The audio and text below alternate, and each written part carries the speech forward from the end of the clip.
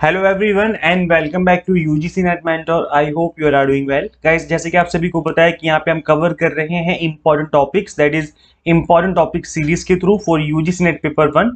आज हमारी class number 6 है। आपने इससे पहले की क्लासें नहीं देखी हैं तो इस प्लेलिस्ट का लिंक, मैंने कंप्लीट प्लेलिस्ट बना रखी है।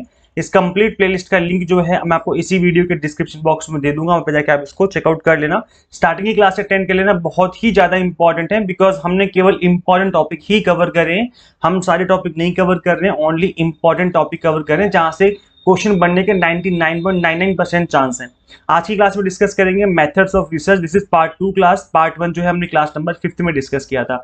चलिए स्टार्ट करते हैं। मेक श्योर कि आप इस लेक्चर को आराम से देख लो पूरा एंड तक, ताकि अगर इस टॉपिक से, मेथड ऑफ रिसर्च से कोई क्वेश्चन बने तो मैं आपको गारंटी देता हूं कि इस लेक्चर को एंड तक देखने के बाद आपको अगर यहां से क्वेश्चन बनेगा तो उस क्वेश्चन को छोड़ के नहीं आओगे, एटलीस्ट उस क्वेश्चन को अटेम्प्ट करके आ पाओगे। तो चलिए स्टार्ट करते हैं गाइस। वीडियो में आगे बढ़ने से पहले मैं आपको बता दूं कि मैं इस चैनल पे आपको यूजीसी नेट से रिलेटेड सारी अपडेट देता रहता हूं। साथ ही किसी कॉलेज में असिस्टेंट प्रोफेसर, असिस्टेंट रजिस्ट्रार या पीएचडी एडमिशन के फॉर्म निकलते हैं तो इस सभी से रिलेटेड अपडेट आपको यहाँ पे मिलते रहते हैं। सो गाइज मेक श्योर आप इस चैनल को सब्सक्राइब कर लें, साथ ही बेल आइकन प्रेस कर लें ताकि आपको अपकमिंग वीडियोस के सभी नोटिफिकेशन मिलते रहें। This is about me. My name is Mohammad Azam. I have worked as an assistant professor in SGIT School of Management, GGS IP, University Delhi for more than 3 years, and these are my some small achievements. चलिए guys आगे continue करते हैं और फटाफट से finish कर देते हैं इस टॉपिक को।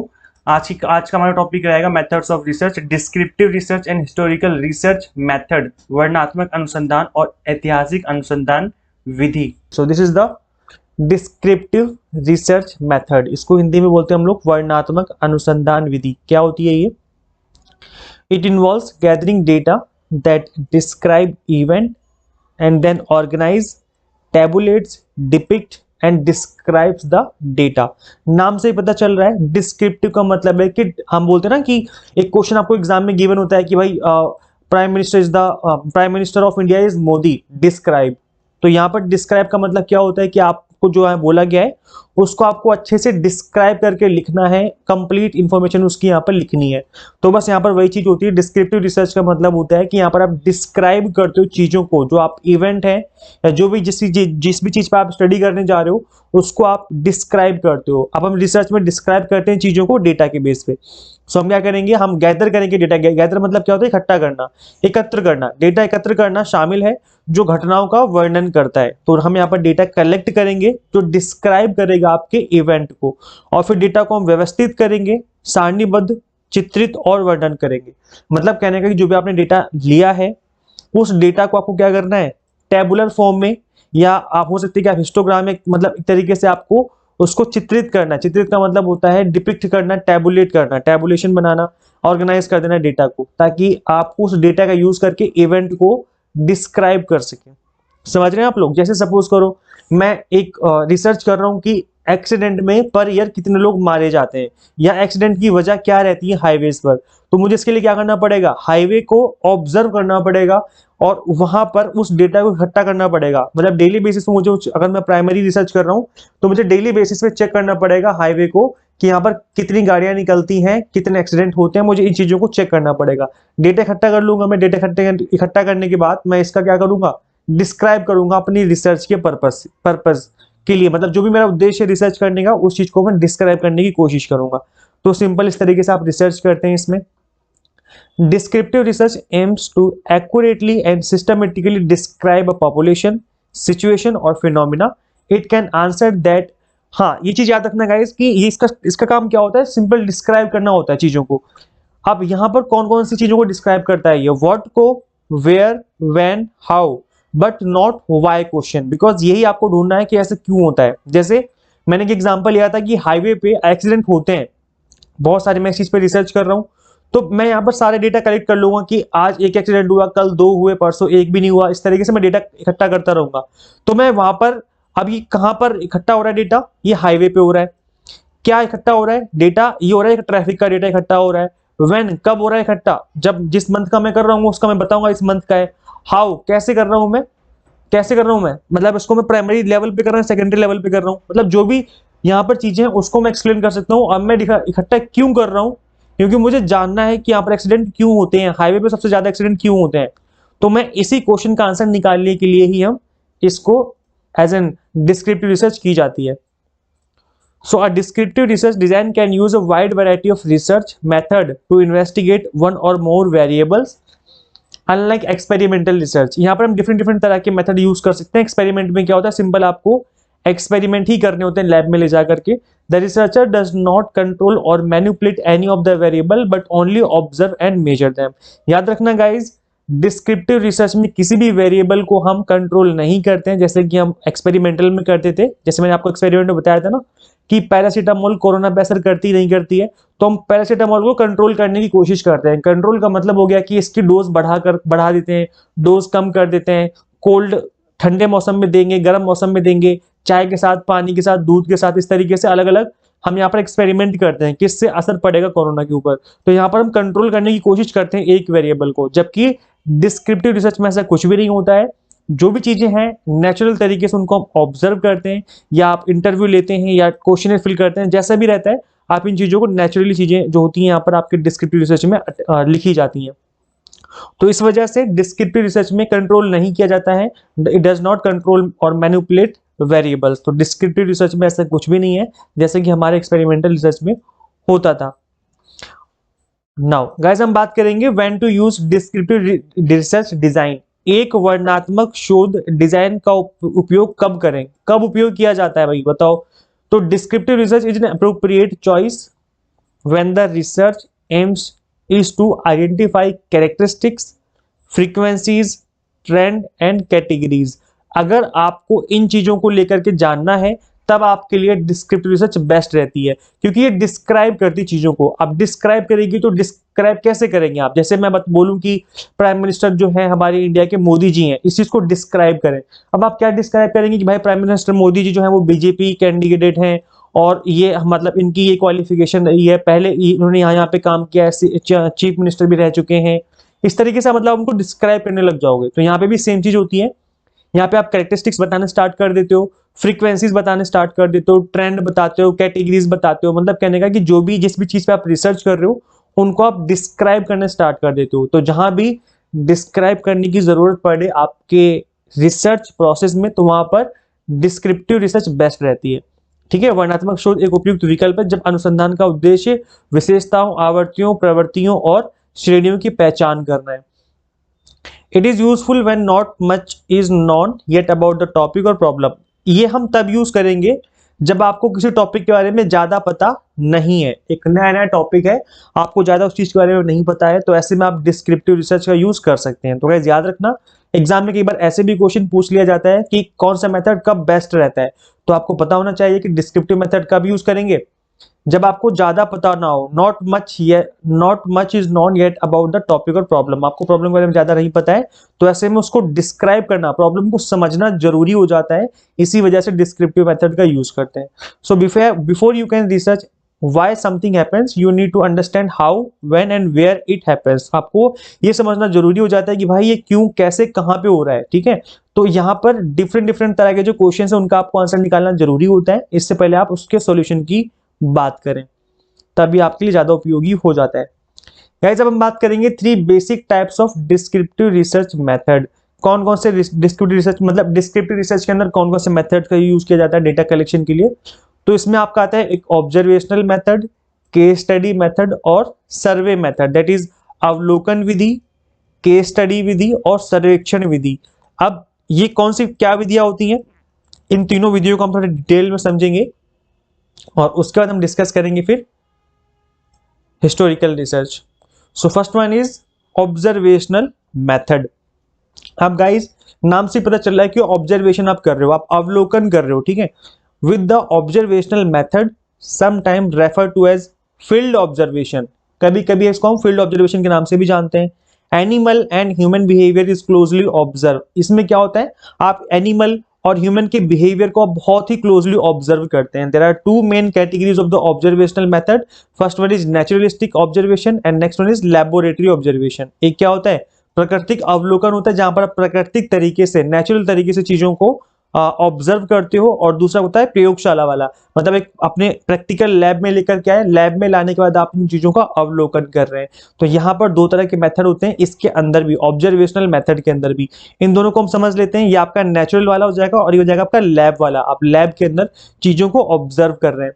So the biggest advantage of the naturalistic method of research is that researcher view participant in their natural environment. This leads to greater ecological validity than laboratory observation. तो गाइज यहाँ पर जब आप नेचुरल तरीके से चीजों को ऑब्जर्व करते हैं, उस मेथड को ज्यादा अच्छा माना जाता है, बिकॉज ऐसे में जो पार्टिसिपेंट हैं वो अपने नेचुरल तरीके से बिहेव करते हैं। उन्हें नहीं पता कि आप मतलब उनको ऐसे लैब में लेके आओगे तो उनका बिहेवियर चेंज हो जाता है ना, और अपने नेचुरल तरीके से जिस तरीके से आप लोग रहते हैं उसमें ज्यादा बेस्ट रिजल्ट निकाले जा सकते हैं कि आप लोग किस तरीके से बिहेव करते हैं। जैसे सपोज करो, अगर आप रोड पे जा रहे हो और आपको नहीं पता कि आपको ऑब्जर्व किया जा रहा है, तो आपका जो बिहेवियर है वो ज्यादा नेचुरल तरीके से आपको ऑब्जर्व किया जा सकेगा। और वहीं अगर आपको बता दिया जाए कि आपको ऑब्जर्व किया जा रहा है, तो ऐसे में क्या करोगे, आप उस तरीके से बिहेव ही नहीं करोगे जैसे आप नेचुरल तरीके से बिहेव करते हो। तो यहाँ पर ये चीज जो है वो सुपीरियर मानी जाती है कि आप नेचुरल तरीके से चीजों को ऑब्जर्व करें। That is best for descriptive research method.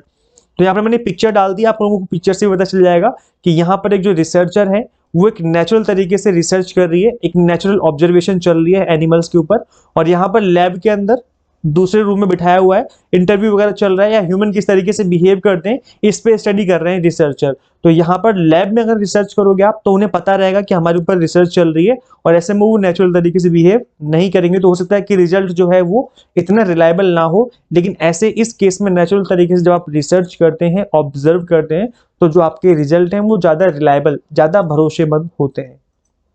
ठीक है, समझ में आ गया। चलिए आगे बढ़ते हैं। नेक्स्ट आपका मेथड आता है इसी के अंदर आपका केस स्टडी मेथड। अब गाइस केस स्टडी मेथड क्या होता है?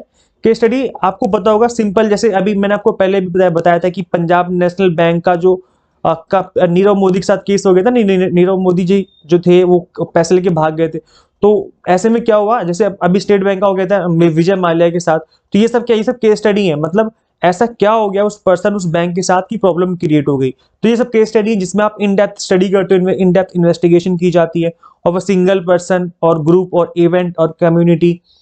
Typically, data are gathered from a variety of sources and by using several different methods like observation and interviews. तो यहाँ पर जो डेटा वगैरह है वो डिफरेंट तरीके से जो है आप यहाँ पर करते हो कलेक्ट। जैसे आपने इंटरव्यू ले लिया, आपने पंजाब नेशनल बैंक के जो मैनेजिंग डायरेक्टर हैं या ब्रांच मैनेजर हैं या स्टाफ है, उनसे आपने इंटरव्यू ले लिया कि भाई क्या हो गया था, क्या प्रॉब्लम हो गई थी, कैसे आपने फंड दे दिया इतना बड़ा, कैसे ये केस हो गया ना। ऐसे आप ऑब्जर्वेशन भी कर सकते हो कि बैंक क्या कर रही है या नीरव मोदी क्या कर रहा है, यहाँ पर क्यों भाग के चला गया बंदा बाहर। तो इस तरीके से आप चीजों को ऑब्जर्व भी कर सकते हैं। तो यहाँ पर केस स्टडी बेस्ड जो मेथड होते हैं उसमें आप एक केस होता है, एक इवेंट होता है जिसकी आप कंप्लीट स्टडी कर रहे हो, तो इसलिए इसको हम केस स्टडी के नाम से जानते हैं। समझ में आ गया? हिंदी मीडियम वाले बच्चों इजी नहीं तो अवलोकन और साक्षात्कार करना है ना, इजी है। साक्षात्कार का क्या होता है? इंटरव्यू करना है। इंटरव्यू के थ्रू आप चीजों को एकत्र करते हो, मतलब डेटा कलेक्ट किया जाता है कि प्रॉब्लम कैसे हो गई। ठीक है, चलिए आगे बढ़ते हैं। नेक्स्ट आपका सर्वे मेथड। गाइज ये मेथड बहुत ज्यादा यूज होता है पॉलिटिशियन, वो जो पॉलिटिकल पार्टी होती है ना, पॉलिटिशियन वाला मेथड बहुत ज्यादा यूज करते हैं अपना जानने के लिए कि भाई हम जीतेंगे या हारेंगे। तो सर्वे करवाया जाता है, और सर्वे वगैरह जो होते हैं, जैसे पॉपुलेशन काउंट होती है, हमारी इंडिया की जो जनसंख्या है उसको काउंट करने के लिए भी पॉपुलेशन के ऊपर सर्वे करवाया जाता है, तो वहां पे भी सर्वे होते हैं। चलिए गाइस समझते हैं इसको। In survey method research participant answer questions administered through interviews और क्वेश्चनएयर। अब गाइस यहाँ पे क्या होता है, यहाँ पर आपको क्वेश्चन पूछे जाते हैं आपसे, लाइक जब आप सर्वे करवाया जाएगा, जैसे आप सपोज करो आपसे पूछा जाए कि बताओ बीजेपी पसंद है आपको या कांग्रेस पसंद है, आपसे पूछा गया सर्वे के थ्रू, बट आपकी जो आइडेंटिटी है वो मतलब एज ए प्राइवेट रखी जाएगी, उसको ओपन नहीं किया जाएगा। तो आप अभी खुल के बता सकते हो कि भाई मुझे बीजेपी पसंद है या मुझे कांग्रेस पसंद है, या आप ऐसे कोई दूसरी चीज पे सर्वे करवाया जा रहा है, जैसे यूट्यूब है, जब आप YouTube पे वीडियो देखते हो तो वहां पे सर्वे करके आता है ना कि आप YouTube के लिए सर्वे कर सकते हो कि किस तरह की वीडियो आपको पसंद है और क्या इसमें फर्दर इंप्रूवमेंट किया जा सकता है। तो ऐसे जो सर्वे होते हैं इसमें जनरली आपसे क्वेश्चंस जो है पूछे जाते हैं और उनका आप आंसर करते हैं, उसके अकॉर्डिंग जो है उनकी इंफॉर्मेशन गैदर की जाती है, इकट्ठी की जाती है।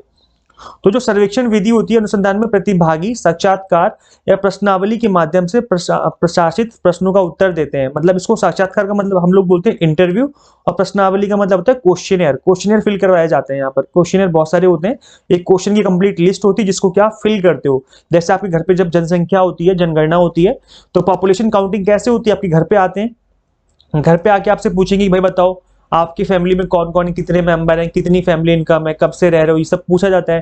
तो ये क्या आपसे क्वेश्चनियर फिल करवा रहे हैं, that is known as survey method. After participant answer the questions, researcher describe the response given. उसके बाद जब एक बार डेटा कलेक्ट हो गया तो रिसर्चर का काम क्या होता है, उसको एज ए डिस्क्राइब करना कि भाई इन चीजों से हमारा ये रिजल्ट निकाला जा सकता है। In order for the survey to be both reliable and valid, it is important that the questions are constructed properly। अब जो सर्वे वो अच्छा हो, रिलायबल हो, मतलब भरोसेमंद हो, ठीक है, इसलिए प्रश्नों का निर्माण जो ठीक से किया जाना चाहिए। प्रश्नों का निर्माण करना बहुत जरूरी है प्रॉपर तरीके से। Question should be written so they are clear and easy to comprehend, और क्वेश्चन अगर रिटन में होंगे तो ज्यादा बेटर रहता है। तो यहाँ पर ये जो लिखे ना that questions are constructed properly, question जो है इनको कंस्ट्रक्ट करना बहुत जरूरी होता है, मतलब प्रॉपर तरीके से। क्यों? सपोज करो फॉर एग्जांपल आपसे पहले क्वेश्चन में ये पूछ लिया गया कि भाई आप मैरिड हो या नहीं हो, ठीक है, आपने बता दिया मैरिड हूं मैं। फिर उसके बाद आपसे पूछा गया, नहीं मैंने उल्टा बोल दिया, मैं सपोज करो पहले आपसे ये पूछ लिया, पहला क्वेश्चन ये पूछ लिया कि आपके कितने बच्चे हैं, आपने बोला कि मेरे 2 बेबी हैं, आपने ये आंसर कर दिया। फिर उसके बाद पूछा आपकी इनकम कितनी है, क्वेश्चन नंबर सेकंड में आपने बोला कि मैं 50,000 रुपए कमाता हूँ महीने का, ठीक है। उसके बाद क्वेश्चन नंबर थर्ड आपसे पूछ लिया कि भाई क्या आप शादीशुदा हो, क्या आप मैरिड हो, यस और नो। तो आप ना पीट दोगे पकड़ के उसको कि भाई बच्चे तो तुमने पहले पूछ लिए कि मेरे 2 बेबी हैं, मैंने बता दिया कि मेरे 2 बेबी हैं, इसका मतलब मैं मैरिड हुआ ना। तो ये जो क्वेश्चन है आपने प्रॉपर तरीके से सेट नहीं करे, तो इससे क्या होगा, जो आंसर कर रहा है वो पर्सन झुंझला सकता है, वो गुस्सा कर सकता है। आप उससे उल्टे सीधे क्वेश्चन पूछोगे तो गड़बड़ हो जाएगी, वो आपके क्वेश्चन का आंसर नहीं करेगा, छोड़ देगा सर्वे करना। तो ऐसे में क्वेश्चन को प्रॉपर तरीके से कंस्ट्रक्ट करना बहुत जरूरी है। अगर क्वेश्चन प्रॉपर तरीके से नहीं बने हैं तो प्रॉब्लम हो जाएगी, और ऐसे में जब प्रॉब्लम क्रिएट होती है तो जो आपके रिजल्ट हैं वो भी गलत हो सकते हैं। कई बार क्या होता है गुस्से में लोग क्या कर देते हैं, क्वेश्चन का गलत आंसर कर देते हैं। तो भाई आपको इस तरीके से क्वेश्चन बनाने होते हैं इस मेथड में कि वो जो क्वेश्चन पूछने का तरीका है उससे आपका रिजल्ट भी निकल के आ जाए, जो आप जानना चाहते हो आपको पता भी चल जाए, और सामने वाले को कोई प्रॉब्लम भी ना हो, ठीक है। अब जो सर्वे मेथड होता है वो बहुत डिफरेंट मेथड, मतलब सर्वे मेथड भी अलग अलग तरीके से करवाया जा सकता है। जैसे सपोज करो एक होता है ऑनलाइन सर्वे। ऑनलाइन सर्वे में क्या होता है, ऑनलाइन सर्वे में आपको एक कंप्लीट ऑनलाइन मतलब डिजिटल तरीके से आपका सर्वे करवाया जाता है। एक मोबाइल फोन पे हो सकता है, लैपटॉप पे हो सकता है, टैबलेट पे हो सकता है। इसमें क्या होता है, ऑनलाइन आप एक शीट बनाते हैं, जैसे गूगल शीट वगैरह हो गया, गूगल शीट से भी लोग सर्वे करते हैं ना, तो उसके थ्रू हो सकता है आपसे सर्वे करवा लिया गया, या फिर एक पोल करवा दिया। जैसे मैं भी सर्वे करवाता हूँ, आपको पता है मैं अपने यूट्यूब चैनल पे सर्वे करवाता हूँ। अब वो सर्वे पता है कैसे होता है, हमारी कम्युनिटी पोस्ट में एक ऑप्शन होता है सर्वे करने का, जिसमें हम 4 ऑप्शन आपसे पूछते हैं और आप लोग वोट करते हैं, आप उस पर क्लिक कर देते हैं, फिर पता चल जाता है कि किसने कितने परसेंटेज जो है वो आंसर किया है, कौन सा बेस्ट रहता है इसमें। तो इस तरीके से सर्वे होते हैं, इसको हम डिजिटल सर्वे कहते हैं, ऑनलाइन सर्वे के नाम से जाना जाता है। होता है आपका ऑफलाइन सर्वे। ऑफलाइन में क्या होगा, ऑफलाइन में आपको घर घर जाना पड़ेगा, आप घर जाओगे, घर पे जाकर के उससे क्वेश्चन आंसर करेंगे, देन उसके बाद आपको पता चलेगा कि इसका क्या आंसर है, लाइक जो भी आप क्वेश्चन पूछ रहे हो। तो गाइज यहां पर बताने का मतलब ये है कि जो सर्वे मेथड है ये आपके लिए कन्वीनियंट मेथड होता है अगर आप ऑनलाइन रखते हो। लेकिन ऑनलाइन के केस में लोग क्या करते हैं, हो सकता है कि गलत आंसर कर दें। जैसे आपने किसी को मेल कर दिया, आपने किसी को जीमेल कर दिया कि भाई वो आंसर करेगा मेरे सर्वे का, लेकिन उसने ओपन करके नहीं देखा, या आपने व्हाट्सएप पे भेज दिया उसने ओपन ही नहीं करा, या अगर आपने सपोज करो मैं ही अपने यूट्यूब चैनल पे करता हूं तो कई सारे बच्चे हो सकते हैं उसको स्किप कर दें। लेकिन अगर मैं आपका नाम लेके बोलूं, सामने खड़ा हूं मैं और मैं आपका नाम लेके बोलूं चलो मिस सीमा जी खड़े हो जाओ या मिस्टर राम खड़े हो जाओ, बताओ इसका क्या आंसर होना चाहिए, आप क्या सोचते हो, फिर आप आंसर करके ही रहोगे ना, आपको आंसर मिलेगा ही मिलेगा। तो ऐसे में ऑफलाइन सर्वे ज्यादा इफेक्टिव होता है, हम कह सकते हैं ज्यादा इफेक्टिव होता है, क्योंकि आपको फेस टू फेस क्वेश्चन का आंसर मिल जाता है। लेकिन ऑनलाइन सर्वे में थोड़ा सा गड़बड़ी हो सकती है कि बच्चा हो सकता है कि स्किप कर दे या सबमिट ही ना करे, कंप्लीट सारे क्वेश्चंस जो है अटेम्प्ट ना करे, तो ऐसी प्रॉब्लम भी देखने को मिल जाती है हमें। जो पॉपुलेशन होती है इंडिया में, पॉपुलेशन काउंट हर 10 साल में एक बार होती है, 10 साल में 10 ईयर्स में एक बार जनगणना कराई जाती है पूरी इंडिया में, और जनगणना जो होती है ऑफलाइन होती है, ठीक है। चलिए आगे बढ़ते हैं।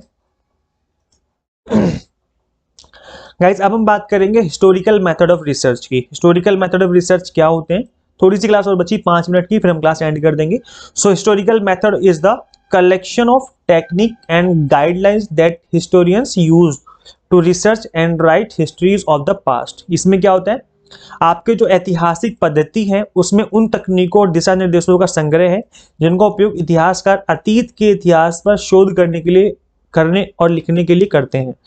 अब यहाँ पर जो आपके हिस्टोरियंस हैं, अब पहले समझ लो ये होती क्या है। अपने हिस्ट्री को जानने के लिए, अगर आपको अपना फ्यूचर स्ट्रांग बनाना है तो आपको हिस्ट्री जाननी ही पड़ेगी। हिस्ट्री नहीं समझोगे तो प्रॉब्लम हो जाएगी। यस और नो? अगर आपको पता है भाई कि मैं ठंड में सही से काम नहीं कर पाता हूं, तो ये आपको कैसे पता है? क्योंकि अगली ठंड में आप सही से काम कर पाओ तो उसके लिए आप तैयार रहोगे ना। तो क्यों? क्योंकि आपने प्रीवियसली इस चीज को ऑब्जर्व किया है, आपको आपने पहचाना है जो जो भी आपके साथ हिस्ट्री में हो चुका है। तो अगर हमें फ्यूचर को स्ट्रांग बनाना है तो आपको हिस्ट्री को जानना होता है, इसलिए हम हिस्टोरिकल मेथड जो है यूज करते हैं, और हिस्ट्री को जानना जरूरी हो जाता है हमारे लिए। तो इसके अंदर क्या होता है, जनरली गाइस हम डेटा कलेक्ट करते हैं, डिफरेंट डिफरेंट टेक्निक्स होती हैं हिस्टोरियंस की। अभी मैं बताऊंगा कौन सी 2 टेक्निक यूज करते हैं ये लोग, ताकि हम पास्ट को जान सकें। The study of historical method and of the different ways of writing history is known as historiography. क्या बोलते हैं, इतिहास लेखन के रूप में जाना जाता है। तो इतिहास लेखन जो है दैट इज, आप अपनी हिस्ट्री को जान रहे हो और उसके बारे में लिख रहे हो, दैट इज नोन एज इतिहास लेखन और हिस्ट्रियोग्राफी। अब गाइज वो तरीके क्या हैं जिसके थ्रू हिस्टोरियंस जो हैं वो हिस्ट्री लिखते हैं? तो इसके अंदर 2 मेथड आते हैं। 2 मेथड जो है सबसे ज्यादा पॉपुलर है इसके अंदर। पहले आपका प्राइमरी सोर्स, सेकंड आपका सेकेंडरी सोर्स। इसको बोलते हैं हम लोग प्राथमिक सोर्स और द्वितीयक स्रोत। तो प्राथमिक सोर्स क्या होते हैं guys? It includes first hand information. First hand information क्या होती है? जो कि पहली बार आपको मिल रही है, प्रत्यक्ष जानकारी है, फर्स्ट हैंड होती है वो। सच एज आई विटनेस, भाई किसी पर्सन ने अगर किसी एक्सीडेंट को होता हुआ देखा है ना, तो उसको बोला जाएगा आई विटनेस, मतलब डायरेक्ट उसने देखा है उस चीज को होते हुए। तो वो आपका क्या है, that is primary source of information. Repost and original document, suppose करो कोई ओरिजिनल डॉक्यूमेंट आपको मिल गया, वो भी क्या आपका, वो भी आपका प्राइमरी सोर्स कहलाएगा। सेकेंडरी सोर्स क्या होते हैं? इंक्लूड सेकेंड हैंड इंफॉर्मेशन, जैसे such as description of an event by someone other than eyewitness. जैसे कि मैंने आपको बताया ना कि एक्सीडेंट हो गया, एक मिस्टर ए है, उसने एक्सीडेंट होते हुए देखा है अपनी आंखों से, तो ये हमारा प्राइमरी डेटा होगा जो आप इससे कलेक्ट करोगे। और सपोज करो ए ने अपनी मम्मी को बता दिया कि मम्मी मैंने आज एक्सीडेंट देखा था, मम्मी बोली अच्छा बेटा एक्सीडेंट देखा था, चलो तो कोई बात नहीं। अब यहाँ पर जो पुलिस है, अगर पुलिस मम्मी से पूछेगी कि बताओ एक्सीडेंट कैसे हुआ था, क्या हुआ था, तो अगर मम्मी बताएगी ना पुलिस को, तो ऐसे में इसको बोला जाएगा सेकेंडरी डेटा। इसे क्या बोलेंगे हम? सेकेंडरी सोर्स बोलेंगे हम। ठीक है, इसे बोला जाएगा सेकेंडरी सोर्स। क्यों? क्योंकि ये आई विटनेस नहीं है, ये बंदा आई विटनेस था, है ना, तो इसको बोला जाएगा एकदम एग्जैक्ट प्राइमरी सोर्स, इसको बोला जाएगा सेकेंडरी सोर्स। तो इस तरीके से जो है डेटा कलेक्शन होता है। इसके अलावा गाइज यहाँ पर कुछ और मेथड भी हो सकते हैं, जैसे टेक्स्ट बुक हो गया, और text book authors explanation of an event और थियोरी। इस तरीके से कोई ऑथर है जो कि एक्सप्लेन कर रहा है कि भाई इस तरीके से जो चीजें हुई थी, और आप उस बुक को एज ए रेफर कर रहे हो। समझ रहे हैं आप लोग? जैसे सपोज करो मनमोहन सिंह जी हैं, तो मनमोहन सिंह जी हमारे बहुत इंडिया के बहुत अच्छे इतिहास, सॉरी इतिहास बोल रहा हूँ, इकोनॉमिक जो अच्छे होते हैं ना इकोनॉमिक्स में, वो इकोनॉमिशियन है ना। और गाइज ऐसे में वो हमारे प्राइम मिनिस्टर भी रह चुके हैं। तो अगर उनके ऊपर किसी ने बुक लिख दी, किसी पर्सन ने, सपोज करो कोई मिस्टर ए है जिसने प्राइम मिनिस्टर मनमोहन सिंह जी के ऊपर बुक लिखी है, तो उसने इनको ऑब्जर्व किया था, बहुत पास में रहकर के इनके साथ काम किया उसने 5 साल तक, इसने एक बुक लिख दी। ठीक है, और आप रिसर्च कर रहे हो कि भाई इंडिया में कांग्रेस के टाइम पर क्या क्या काम हुए हैं, एज जब वो उनकी गवर्नमेंट चल रही थी तब, और आप इस बुक का रेफरेंस लेकर के इस चीज के ऊपर रिसर्च कर रहे हो कि क्या क्या काम हुए थे, तो ऐसे में इसको सेकेंडरी सोर्स माना जाएगा। क्योंकि भले वो आई विटनेस ने लिखी हो, मिस्टर ए ने लिखी है बुक जिसने उनको क्लोज ऑब्जर्व किया है। क्यों? क्योंकि उस आप बुक को रेफर कर रहे हो, डायरेक्टली उस पर्सन से नहीं मिल रहे हो जिसने उनको देखा था, मतलब अपनी आंखों से होते हुए। तो अगर ऐसे भी होगा तो भी वो आपका सेकेंडरी सोर्स कहलाएगा, क्योंकि आपने बुक का यूज कर लिया। तो ऐसे बहुत सारी चीजें जो कि बुक की होती हैं, जैसे जिनको सेकेंडरी सोर्स में डालते हैं, जैसे कि आपका न्यूज़पेपर हो गया, बुक्स हो गई, है ना। इसके अलावा आपकी मैगजीन हो गई, आपका कोई रिपोर्ट हो गई जो कि लाइक आरबीआई ने कोई रिपोर्ट दे दी, आरबीआई के अलावा सेबी ने रिपोर्ट दे दी, रिपोर्ट हो गया। इसके अलावा कोई रिसर्च पेपर हो गया, कोई थीसिस हो गई, ये सब क्या हो जाएंगे? आपके सेकेंडरी सोर्स कहलाएंगे। तो इनको सबको हम सेकेंडरी सोर्स की कैटेगरी में डाल देते हैं। ठीक है, समझ में आ गया आपको दोनों मेथड क्या है। और हिस्टोरिकल रिसर्च जो है वो जनरली हमारे हिस्टोरियंस यूज करते हैं, क्योंकि हिस्ट्री के बारे में लिखते हैं। बाकी वैसे जनरल पर्पस के लिए यूज नहीं की जाती है, मतलब एज दवा वगैरह ढूंढने के लिए। तो ये था गाइस। इसके अलावा इसमें हिस्टोरिकल मेथड का एक नाम और, इसको भी आप याद कर लीजिए, it is also known as documentary research. Documentary research का मतलब क्या होता है कि जो चीजें पहले हो चुकी हैं आप उनके बारे में बताना चाहते हो, इसको हम लोग बोलते हैं documentary research. As it makes use of historical documents and other records. ये क्या करते हैं, इसमें हिस्टोरिकल चीजों का यूज करते हैं जो कि ऑलरेडी चीजें हो चुकी हैं।